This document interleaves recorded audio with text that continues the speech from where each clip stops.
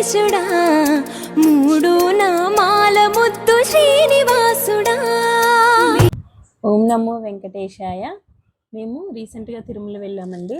అక్కడ మాకు ఒక మిరాకిలే జరిగిందని చెప్పాలి. ఒక రకంగా మేము ఏంటంటే గురువారం దర్శనం కోసం నిజరూప్ దర్శనం కోసం వేసుకున్నాం అనమాట టికెట్స్. అయితే అక్కడ మాకు నిజరూప్ దర్శనం జరిగిందా లేదా, మాకు చిన్న మిరాకిల్ లాంటిది జరిగింది. అది కూడా నేను వెంకటేశ్వర స్వామి మహిమ అని నేను నమ్ముతున్నాను. నాకు పర్సనల్గా వెంకటేశ్వర స్వామి అంటే చాలా ఇష్టం అనమాట. ఓకే, మేము ఎలా వెళ్ళాము, అక్కడ దర్శనం ఎలా జరిగింది, అటు నుంచి అటు అరుణాచలం కూడా వెళ్ళాము. అది కూడా చిన్న క్లిప్ యాడ్ చేసేసాను, చూసేయండి. ఓకేనండి.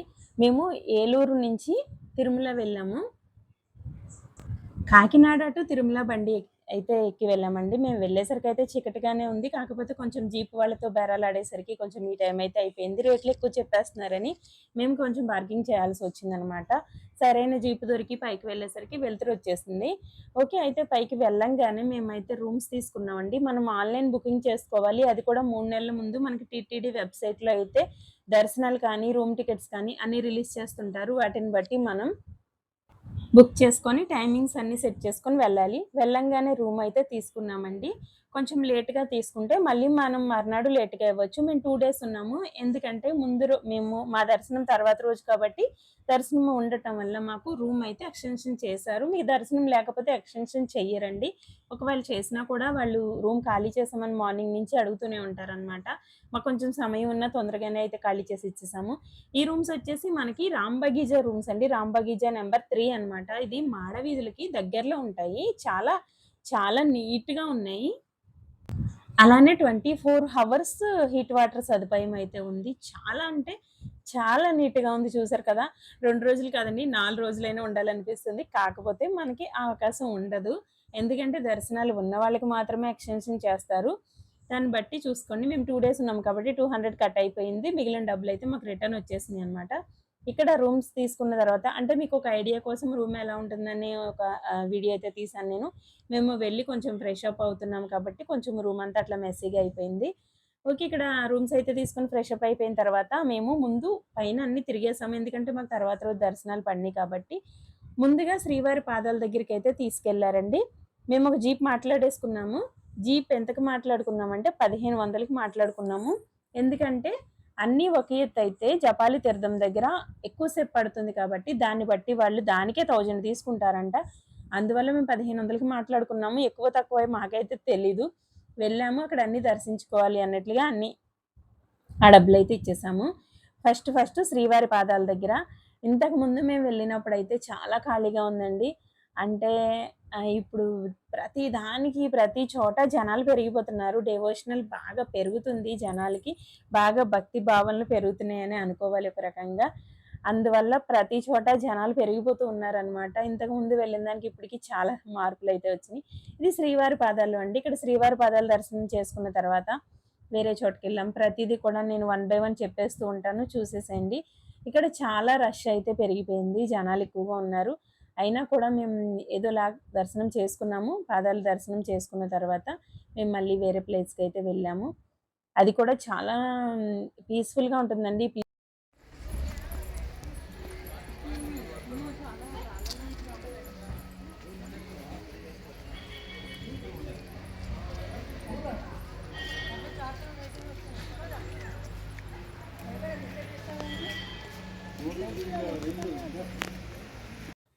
తర్వాత శిలాతోరణంకి అయితే వెళ్ళామండి. అక్కడ కూడా చాలా బాగుంది ప్లేస్. అంటే ఇంతకుముందు చూడలేదని కాదు, నేను చూశాను.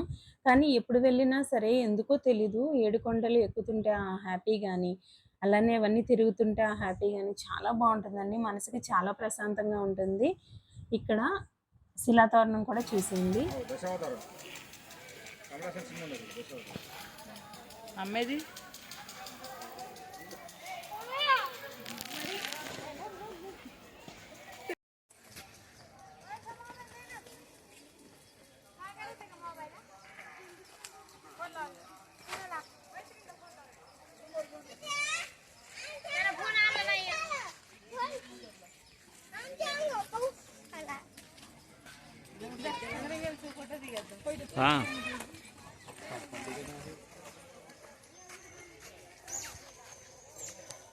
మీకు రియల్ ఫీల్ రావటం కోసం కొన్ని చోట్ల రియల్ వాయిస్ వదిలేసానండి.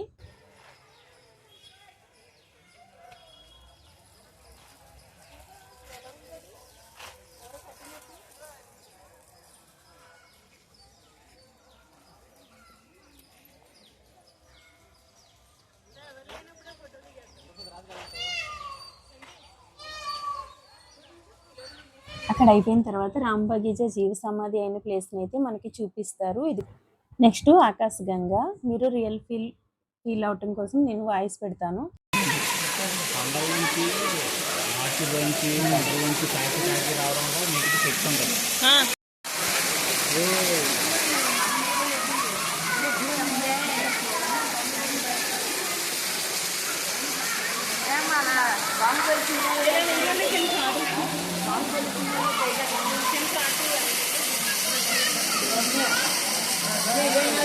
ఇంతకు ముందు ఇక్కడ చాలా బాగుండేది అనమాట నీళ్ళల్లో. ఇప్పుడు అన్ని కొబ్బరి చిప్పలు గుచ్చుకుపోతున్నాయి కాళ్ళకి.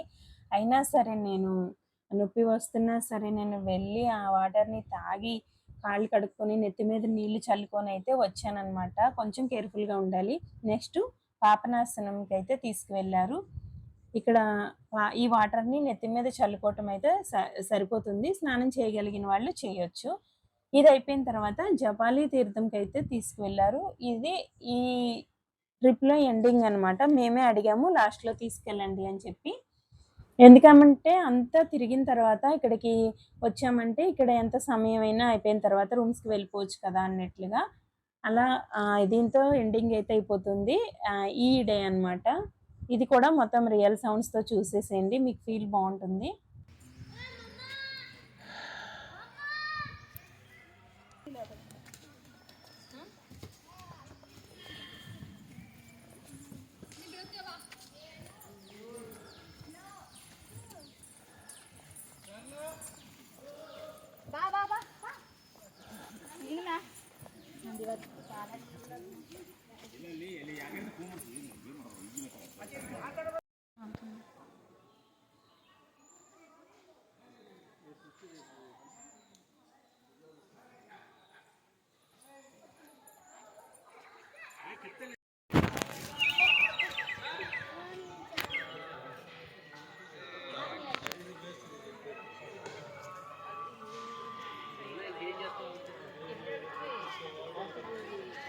ఇదేనండి జపాలి తీర్థం. ఇక్కడ హనుమంతుల వారు ఉంటారు.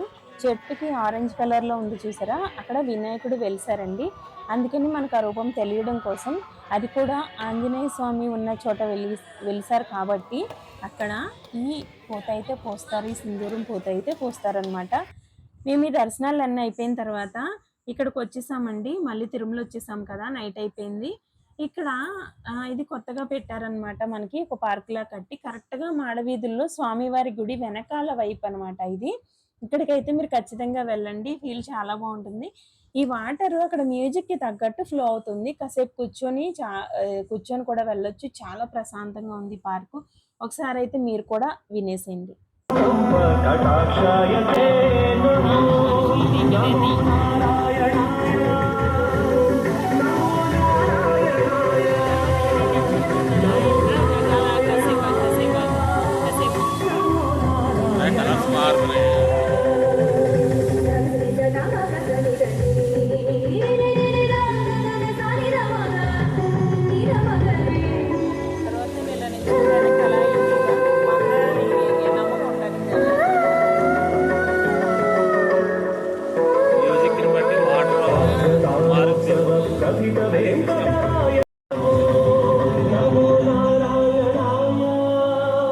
తర్వాత రూమ్స్కి వెళ్ళి పడుకుని పోయి మార్నింగ్ మళ్ళీ స్నానాలు చేసి ఫ్రెష్గా అనంత అల్వార్ల తోట అంటారు కదండి, ఇక్కడ లక్ష్మీ అమ్మవారిని కట్టేశారు. అనంత అల్వార్లు అని కూడా చెప్తారు కదా. స్వామివారు కూడా ఈ అనంత అల్వార్లతో ఆటలు ఆడుకున్నారని కూడా చెప్తుంటారు. మీరు ఒకసారి ఎక్కడైనా గూగుల్లో సెర్చ్ చేయండి, మీకు పర్ఫెక్ట్ స్టోరీ తెలుస్తుంది. ఇక్కడే అండి నాకు మిరాకిల్ జరిగింది. మేము ఈ అనంత అల్వార్ల తోట చూసేసి భోంచేసేసి కాసేపు ఆగి 4ంటికి దర్శనాలు వేసుకున్నాముగా, అప్పుడు వెళ్దాం అని అనుకున్నాము.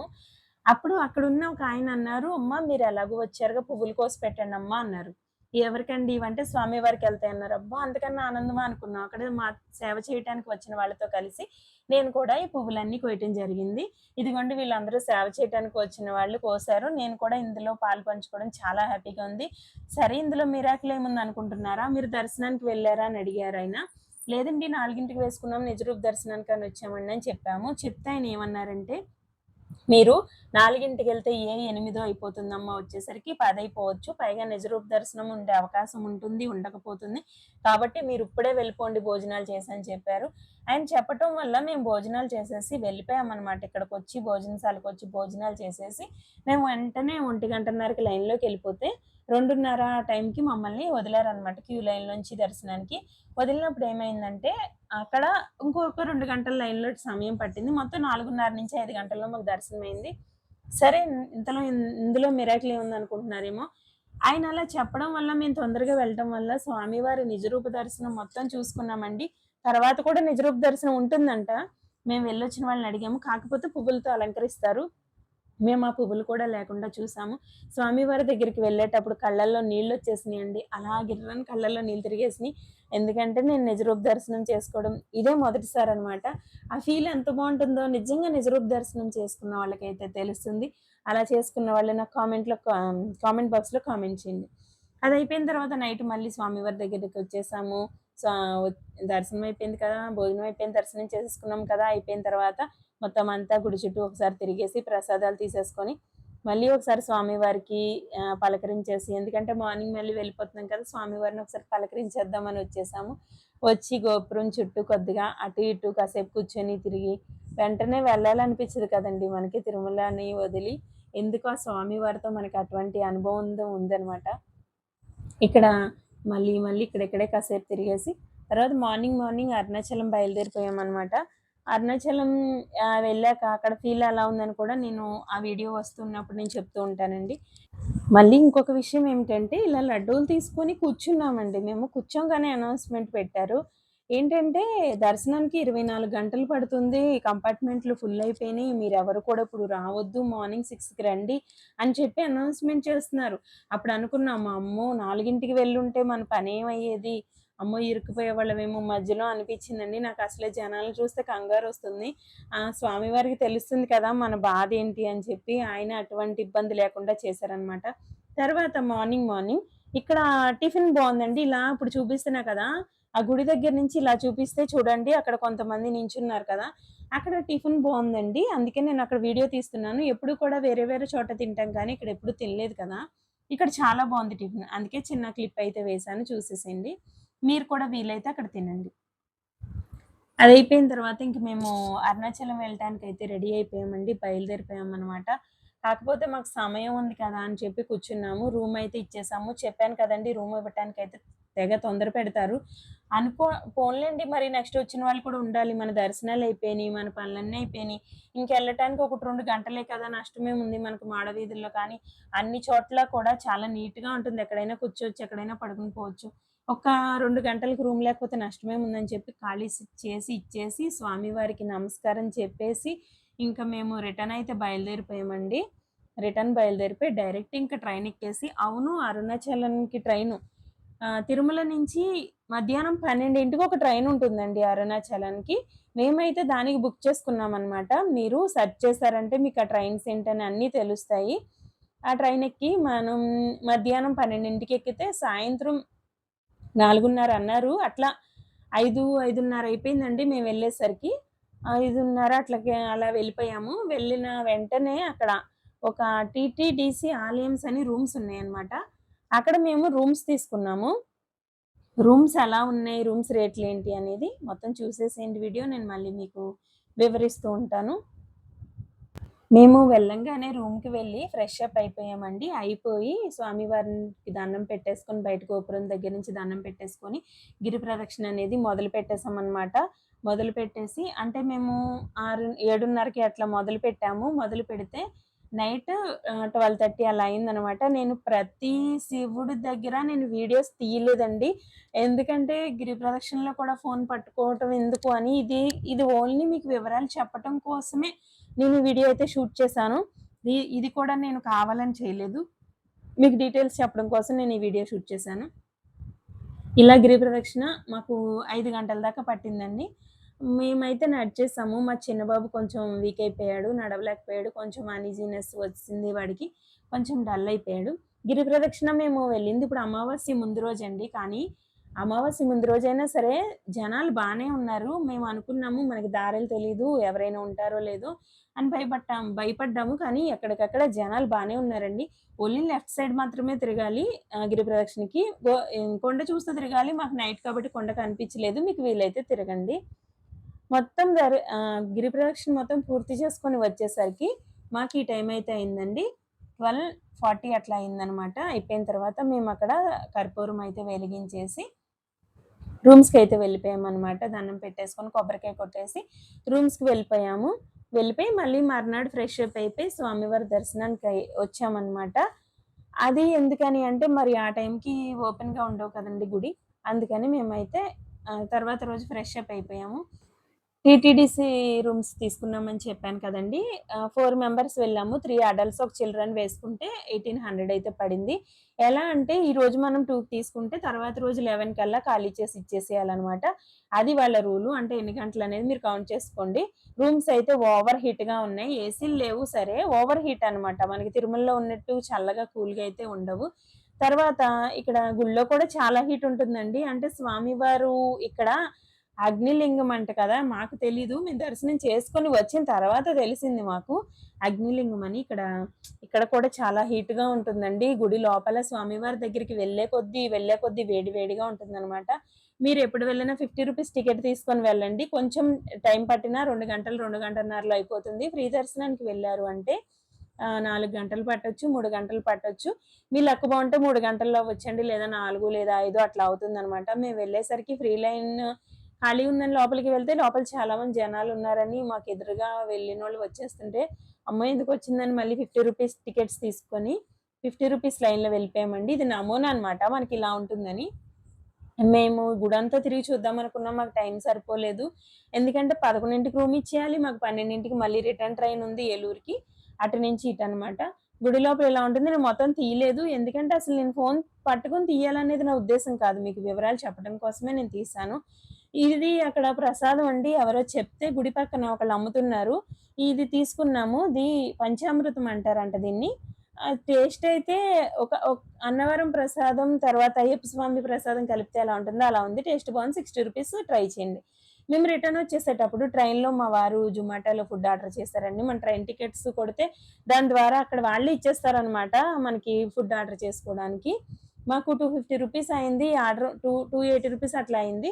ఒక Schezwan noodles, fried rice, Schezwan rice అయితే చేసుకున్నాం. షేజ్వాన్ నూడిల్స్ అయితే కారం తప్ప టేస్ట్ చాలా తక్కువ ఉందండి. ఫ్రైడ్ రైస్ అయితే ఆర్డర్ పెట్టుకోవచ్చు, బాగుంది.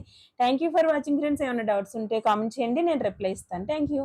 అటు నుంచి ట్రైన్ 12కి ఎక్కుతాం కదండి. మనకి ఏలూరు వచ్చేసరికి 1 గంటన్నర అవుతుంది. ఏలూరు వాళ్ళు ఎవరైనా చూస్తారని ఒక ఇన్ఫర్మేషన్ ఉంటుందని చెప్తున్నాను.